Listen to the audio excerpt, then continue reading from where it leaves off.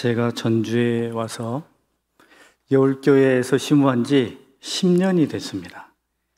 그런데 우리 목사님께서 이제야 저를 불러주셨어요. 와서 보니까 또 오고 싶습니다. 찬양팀이 힘있게 찬양하는 것, 또 얼겐소리, 또 우리 여전도의 임원들 찬양하는 것, 이렇게 보고 듣고 함께 하면서 마음에 참 감동이 있고 너무너무 행복합니다. 저희 교회는 올겐 없거든요. 자주 좀 들었으면 좋겠습니다. 하나님의 은혜가 우리 모두와 함께하는 줄 믿습니다. 여러분 잘 아시겠습니다만 봉지에 사과를 3개 담아가지고 여러분들에게 드리면 여러분들은 어떤 것부터 드시겠습니까? 자, 이와 관련된 아주 유명한 이야기가 있죠. 비닐봉지에 사과 3개를 담아가지고 2 아이에게 주었습니다. 그리고는 하루에 1개씩 먹게 했어요. 그리고 3일이 지난 다음에 물었습니다. 너는 어떤 것부터 먹었니? 한 아이는 이렇게 대답했어요. 저는 맛있는 걸 제일 마지막에 먹으려고 맛없어 보이는 것부터 먹었어요 라고 대답을 했어요. 또 한 아이에게는 물었더니 그 아이가 저는 제일 맛있어 보이는 것부터 먹었어요 라고 대답을 했습니다. 어떤 게 좋은 것 같습니까, 여러분? 네, 개인별로 선택의 나름입니다. 그거 가지고 혼나는 건 아니니까. 그런데 생각해 보면 제일 맛있는 것을 마지막에 먹으려고 맛없어 보이는 것을 먹은 아이는 적어도 이틀 동안은 맛없는 걸 먹은 거예요. 그런데 매일매일 제일 맛있어 보이는 것을 먹은 아이는 날마다 맛있는 걸 먹은 겁니까? 그러니까 관점이 이렇게 차이가 있는 거죠. 저도 종종 이렇게 앉아 있으면 제 인생에 대해서 후회가 되거나 혹은 다른 사람과 비교하면서 나는 왜 이럴까? 이런 생각이 들어질 때가 있습니다. 그런데 우리의 삶 속에서 매일매일 그렇게 섭섭함과 아쉬움만을 곱씹어 산다면 우리 인생 전체가 무너져 버리는 것 아니겠습니까? 어떤 삶을 우리가 사는 것이 좋을까요? 더할 나위 없이 하나님 앞에 감사하는 마음을 가지고 사는 것이 가장 기쁘고 행복한 삶입니다. 내 안에 감사가 있고 그 감사로 인해서 내 안에 생겨난 행복은 아무도 빼앗아갈 수 없습니다. 주님 안에서 늘 감사하시기 바랍니다. 그걸 마음에 품으세요. 그러면 옆집에서 어떻게 했다는지 또는 뭐가 어땠다는지 그런 게 들려오긴 하겠으나 그것 때문에 내 마음이 불편하거나 흔들려지지 않지요. 적어도 내 삶은 늘 감사와 행복을 가지고 삶을 살아갈 수 있게 되는 것입니다. 오늘 본문 말씀의 주인공은 누구인가요? 루디아입니다. 루디아. 소아시아 지역에, 지금 투르키예 지역이죠. 거기에 성지순례를 가면 참 많은 기념교회가 있습니다. 아마 다녀오신 분들은 보셨을 거예요. 사도 바울 기념교회, 베드로 기념교회, 사도 요한 기념교회, 이런 기념교회들이 처처에 있습니다. 대부분 제가 방금 말씀드린 이 3사람의 기념교회예요. 그런데 빌립보라는 지역에 가게 되면 누구의 기념교회가 있을까요? 루디아 기념교회가 있습니다. 놀랍지 않습니까? 루디아 기념교회가 있어요. 제가 그 교회 앞에 이렇게 서가지고 참 여러 가지를 생각해 보았습니다. 놀랍다. 사도도 아니고 엄청난 뭔가를 한 것 같지도 않은데 기념교회가 세워졌다. 참 감동이었습니다. 여러분, 그런 삶을 살아갈 수 있는 결단이 우리의 삶 가운데 함께 하시면 좋겠습니다. 적어도 내 삶을 통해 누군가에게 내 인생에 참 기념될 만한 사람은 아무개야. 그 이름이 누구의 이름이요? 내 이름이 됐으면 좋겠어요. 여러분, 그런 마음의 결단을 해보시기 바랍니다. 우리가 살아가는 삶이라는 게 칼로 이렇게 착 잘라내듯이 모든 것이 명명백백 완벽하게 드러나는 것 아니잖아요. 얽히고 설켜 있습니다. 우리는 그리스도인으로 세상 가운데 살아갑니다. 그렇기 때문에 그리스도인이면서도 역시나 세상에 속한 세상 사람이기도 해요. 그래서 우리 삶이 만만치 않습니다. 세상 사람들은 세상의 방식으로만 살아가면 되는 거예요. 그러니까 그렇게 어렵지 않습니다. 그런데 성도는 세상 속에서 하나님의 방식으로 살아가야 하니 어때요? 힘듭니다. 그러면서도 또 순간순간 늘 갈등하게 돼요. 이때 내가 어떻게 해야 될까? 여기서 내가 하나님의 사람임을 강력하게 드러내야 될 것인가? 아니면 넓은 아량으로 양보하고 품어줘야 할까? 늘 우리가 고민하고 갈등합니다. 주님은 우리에게 말씀하셨어요. 할 수만 있으면 사람들과 평화하라. 넉넉함으로 사랑하고 섬겨주고 또 아껴주어라 말씀하셨어요. 그러니까 우리는 세상 속에서 가급적이면 넉넉한 사람, 마음 넓은 사람으로 살아야 됩니다. 하지만 끝까지 밀려가면 됩니까? 그건 아니죠. 세상 사람들이 우리를 볼 때 저 친구 우리가 마음대로 해도 돼. 이렇게 해도 돼. 저렇게 해도 돼. 저 사람 물에 물 탄 듯 뭐에 뭐 탄 듯 그래. 이런 사람으로 우리가 인식되면 안 되겠죠. 그런 사람이 되면 안 되죠. 적어도 우리는 세상 사람들에게 저 사람은 뭐든지 다 되는데 한 가지는 있어. 우리가 세상 속에서 예수님의 사람으로 살아가면서 넉넉함으로 배려하고 섬겨주고 또 포용해 주는데 뭐 하나는 우리 마음속에 담고 있어야 될까요? 믿음의 칼 하나는 가지고 있어야 돼요. 어느 지점에서는 내가 쑥 하고 꺼내들 수 있는 믿음의 칼 하나는 가지고 있어야 돼요. 이마저도 없으면 이건 죽도 법도 아니죠.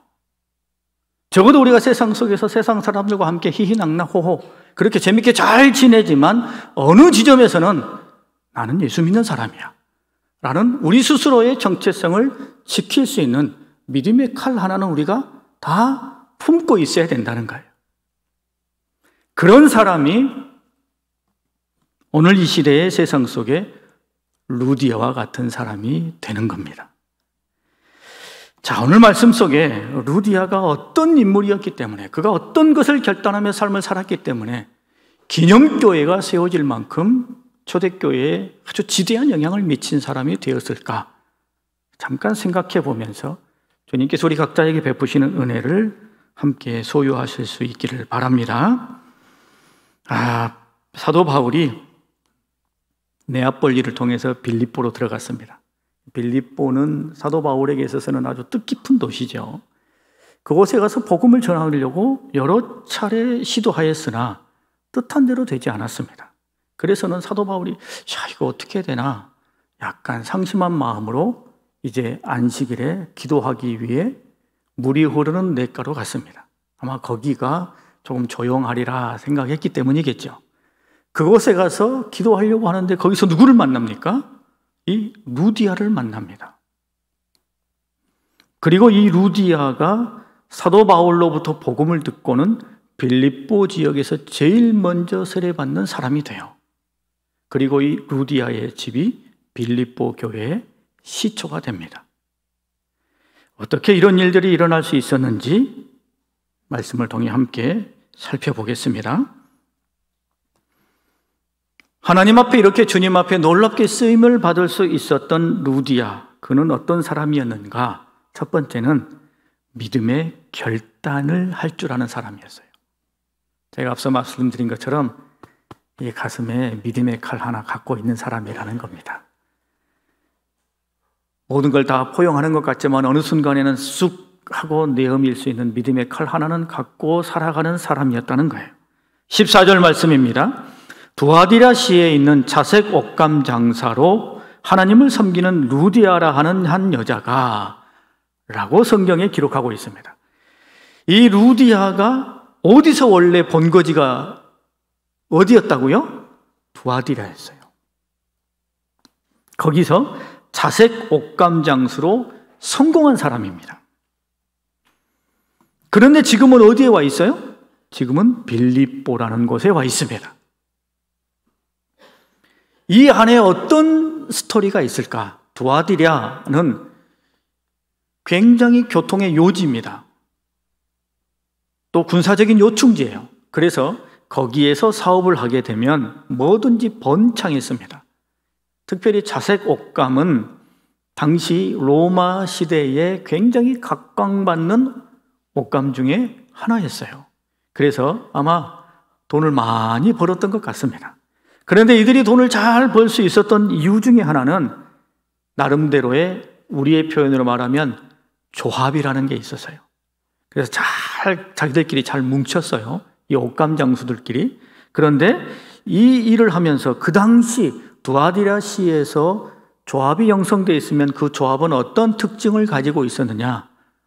우상을 섬기는 일을 반드시 해야 했어요. 그 도시의 수호신을 철저하게 섬기는 일에 반드시 참여해야만 조합원으로서의 역할과 특권을 누릴 수 있었어요.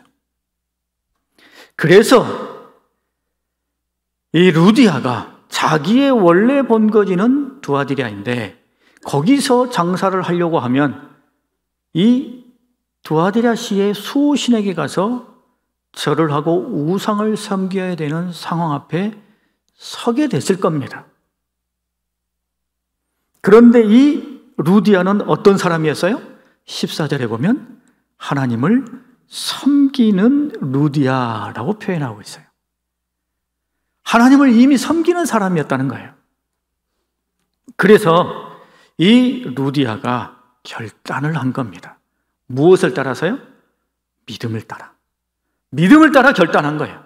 내가 이 두아디라 시에 원래 내 본거지에서 내가 여기서 그래 눈 한번 질끈 감고 절 한번 하고 재물 한번 바치고 그러면 내가 여기서 계속 번창할 수 있는데 그렇게 살아갈 수 있으나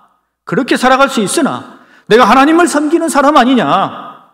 하나님을 섬기는 사람으로서 그것만큼은 안 된다 라는 믿음의 결단이 루디아에게 있었다는 거예요. 그래서 어디로 옮겨간 거예요? 빌립보로 옮겨간 겁니다.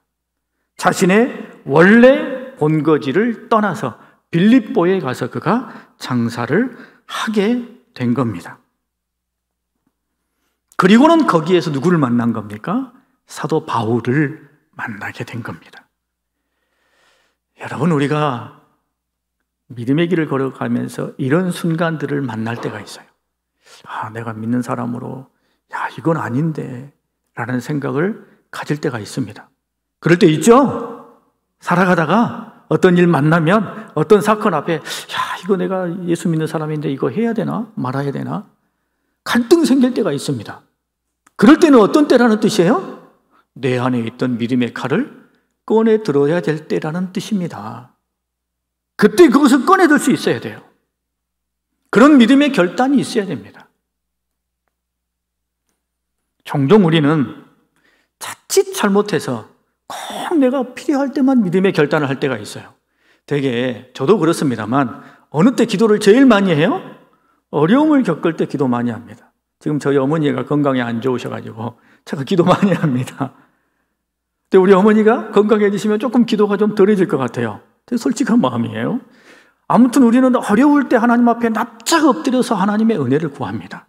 그런데 그게 진짜 믿음인가요? 우리 자신을 이렇게 딱 까발려 놓고 봤을 때 힘들고 어려운 일을 만났을 때 내가 하나님 앞에 납작 엎드리면 그게 진짜 내 믿음일까? 그게 내가 이렇게 하나님 앞에 자랑스럽게 내어놓을 만한 믿음일까? 약간 퀘스천 마크죠? 네, 그렇습니다. 어느 때 내가 내어놓는 것이 믿음이라고 말할 수 있을까요? 루디아와 같이 자기의 손해가 있음에도 불구하고 결단할 때, 이게 진정한 믿음이에요. 이게 내가 꺼내놓는, 하나님 앞에 내어놓는 믿음의 결단입니다. 두 번째는 루디아는 적극적으로 간구하면서 복을 거머쥐었습니다. 15절의 말씀에 루디아가 이렇게 말합니다. 그와 그 집이 다 세례를 받고 우리에게 청하여 이르되 만일 나를 주 믿는 자로 알거든 내 집에 들어와 유하라 라고 강권합니다. 루디아는 지금 뭘 강권하고 있습니까? 일단 그가 사도 바울에게 이렇게 말합니다. 나를 주 믿는 자로 알거든, 나를 예수 믿는 사람으로 알거든 자신에게 이와 같은 것을 보라는 겁니다.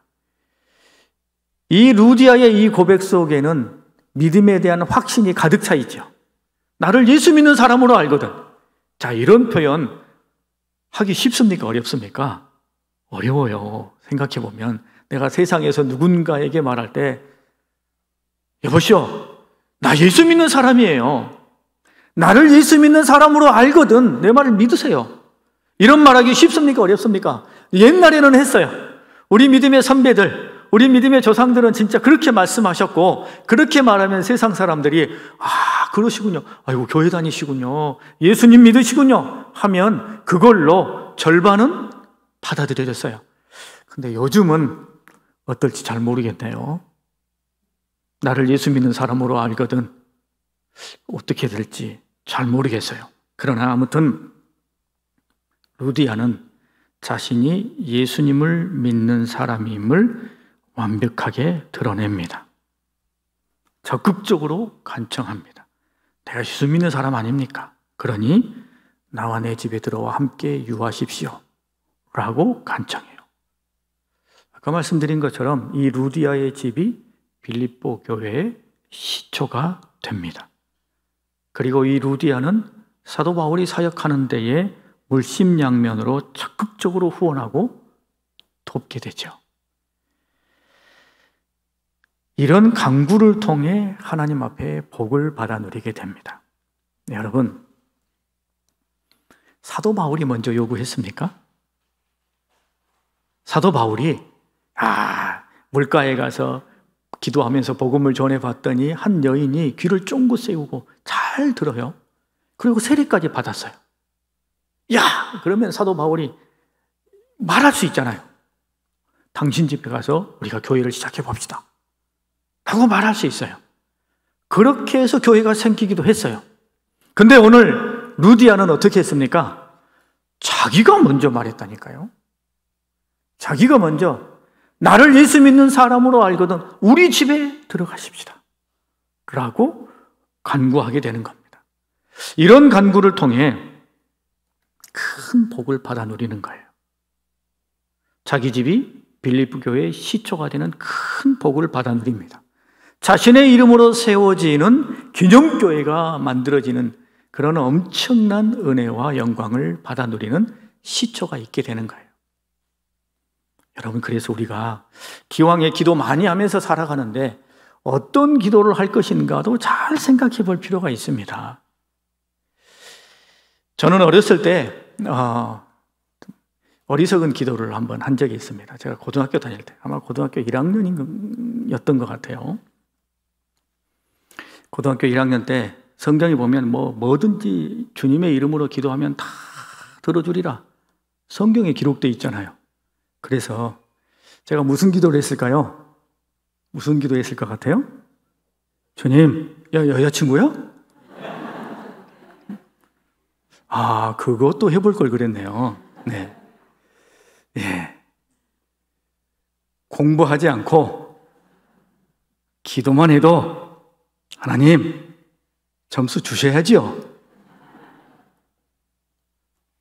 제가 그렇게 기도했습니다.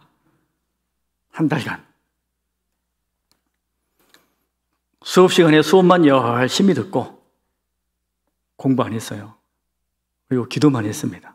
하나님, 기도하면 하나님 들어주신다고 했잖아요. 기도만 열심히 하면 하나님 들어주신다고 했잖아요. 그러니까 저 공부는 제껴두고 열심히 기도만 하겠습니다. 제가 학교 다닐 때마다 밤 11시까지 자율학습했어요. 학생들이, 친구들 남아서 전부 공부하잖아요. 그럼 저는 뭐 한 거예요? 공부하지 않고 기도하거나 성경 읽거나. 정말 한심했죠. 그렇게 한 달을 지냈습니다. 그렇게 한 달을 지내고 시험을 봤습니다. 어땠을까요? 네?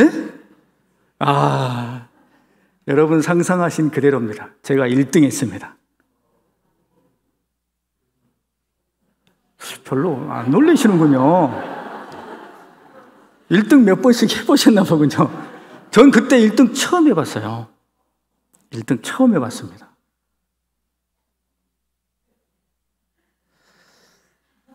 하나님이 얼마나 불쌍했으면, 정말 말도 안 되는 그런 기도 제목을 붙잡고 기도하고 간구하는 것을 하나님이 얼마나 불쌍했으면 꿈의 시험 문제를 보여주시더라고요. 그래서 시험 문제를 받았는데 그대로 나오고 해서 그냥 막 써가지고 1등 했습니다. 그러나 하나도 행복하지 않았어요. 그렇게 하고 난 다음에야 제가 깨달았어요. 그렇게 하고 난 다음에야 깨달았어요. 뿌린 대로 거두고 해치는 데서 모은다는 하나님의 뜻이 무엇인지를 아주 깊이 깨닫게 됐어요. 그래서 어느 날 라디오에서 이런 이야기가 나오는 것에 제가 무릎을 탁 쳤어요. 각자 자기 집에 있는 가훈을 보내보세요 했어요. 그러니까 많은 사람들이 그 라디오 프로에 가훈을 보냈습니다. 근데 그 가훈 중에 1등을, 자기들이 뽑은 1등을 발표했는데 제가 그 가훈을 들으면서 무릎을 탁 쳤어요. 그 1등한 가훈이 이거였어요. 후라이 될래, 병아리 될래. 후라이 될래, 병아리 될래. 자기가 깨고 나오면 병아리고 남이 깨면 후라이가 되는 거죠. 그게 가훈이라는 거예요, 집에. 실제인지 아닌지 모르겠으나 그 의미가 너무너무 놀랍습니다. 이 의미를 담고 있는 사자성어가 촉탁동시예요. 촉탁동시. 실제 알이 부화할 때 안에서 병아리가 톡톡톡톡톡 쪼아대면 밖에서 어미새도 톡톡 쪼아준다는 거예요.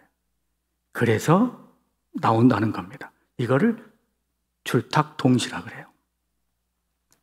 우리의 믿음의 길도 그렇습니다. 기도하는 것도 여러분, 좀 하나님께서 우리한테 그 기도에 대해 야, 너 진짜 대단하다.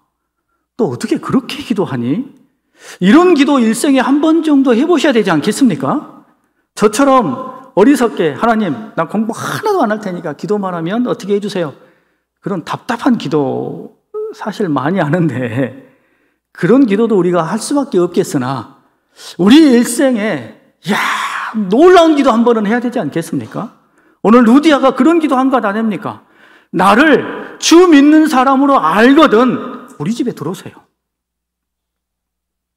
이런 엄청난 기도를 한 거 아닙니까? 우리에게도 그런 기도가 한 번은 살아있어야 되겠죠. 그런 기도할 줄 아는 사람, 그게 믿음의 사람인 줄 믿습니다. 세 번째로 루디아는 헌신을 할 줄 아는 사람이었어요. 말씀드린 대로 여러분 그가 하나님 앞에 그리고 사도 바울에게 간구했습니다만 뭘 구했습니까? 우리의 표현으로 바꾸면 헌신을 구한 것 아닙니까? 나 헌신하게 해주세요. 우리 집 내어놓을 테니까 우리 집에 들어오세요. 나 헌신하겠습니다. 헌신하겠습니다 라고 말하는 거예요. 다시 말씀드립니다. 사도 바울이 너 당신 이렇게 한번 헌신해보지 않으실래요? 이렇게 말하지 않았는데 루디아가 먼저 내가 헌신하겠습니다 라고 먼저 이야기한 거예요. 여러분 성경에 보면 종이라는 단어가 있습니다. 종이라는 단어가 있는데 그 단어가 두 가지의 의미가 있습니다. 단어 자체가 두 가지가 틀려요. 근데 아무튼 그거 제가 다 설명하기는 좀 그렇고. 근데 이 두 가지 종의 의미가 하나는 어쩔 수 없이 하는 종을 뜻하는 단어가 있고 한 단어는 기꺼이 하는 종을 뜻하는 단어가 있습니다. 어쩔 수 없이 하는 종. 하기 싫어 죽겠는데 내가 종이야. 주인이 채찍 들고 야, 너 가서 화장실 청소해. 어쩔 수 없이 입에서 불평불만 터져 나오면서 내가 이런 거 해야 돼 하면서 어쩔 수 없이 그 일을 하는 종이 있고 어떤 종은 기꺼이 가서 그 일을 하는 종이 있습니다. 제가 군 생활할 때요, 포병학교에서 근무했습니다. 거기에 풍익당이라고 큰 강당 건물이 있어요. 강당 건물이 있고 그 강당에 한 몇천 명씩 와서 훈련을 받습니다. 그래서 그 건물에 화장실이, 엄청나게 큰 화장실이 4개가 있습니다. 저도 그 화장실 하나 담당했어요. 화장실 청소 죽도록 했습니다. 정말 엄청나게 했어요. 뒤에 쫄병 안 들어와가지고 화장실 빠져나오는데 1년 걸렸습니다. 근데 저 바로 위 고참이 있었어요. 가끔 화장실이 막힙니다.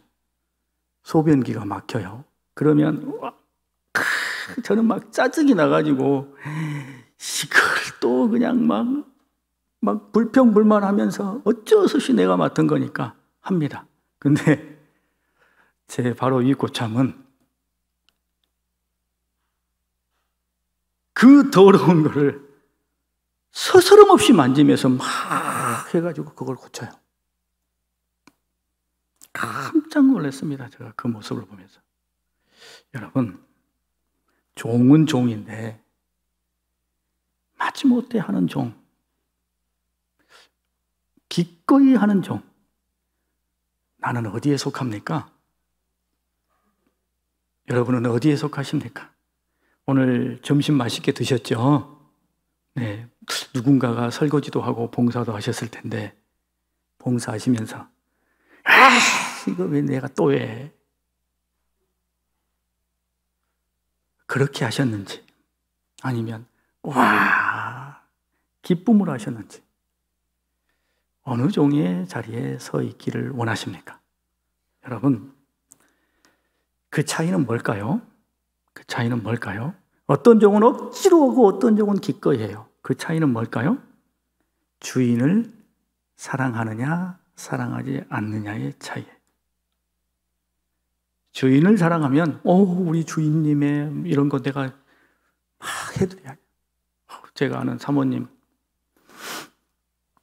제 후배 목사, 아주 절친한 후배 목사의 사모님이신데 김호중을 엄청 좋아해요. 김호중을. 그래서 제가 얼마 전에 만났더니 저한테 CD를 하나 주더라고요. 목사님, 이거 귀한 거예요.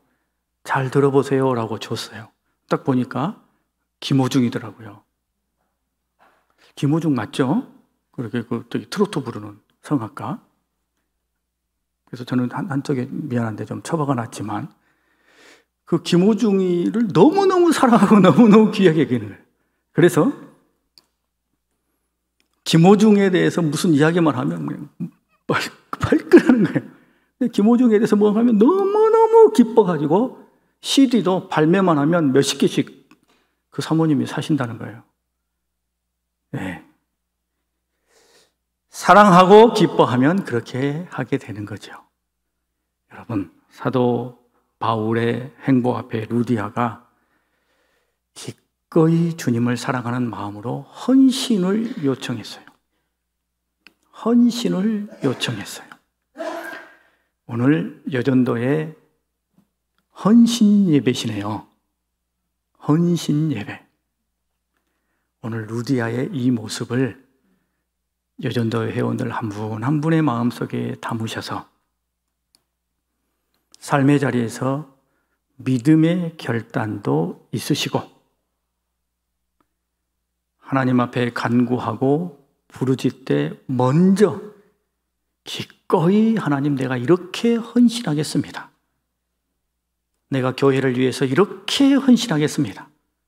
라는 믿음의 지경까지 나아가셔서 오늘 루디아처럼 여러분이 사랑하시는 동인교회의 위대한 하나님의 일꾼들로 쓰임받으시는 은혜가 가득하시길 바랍니다.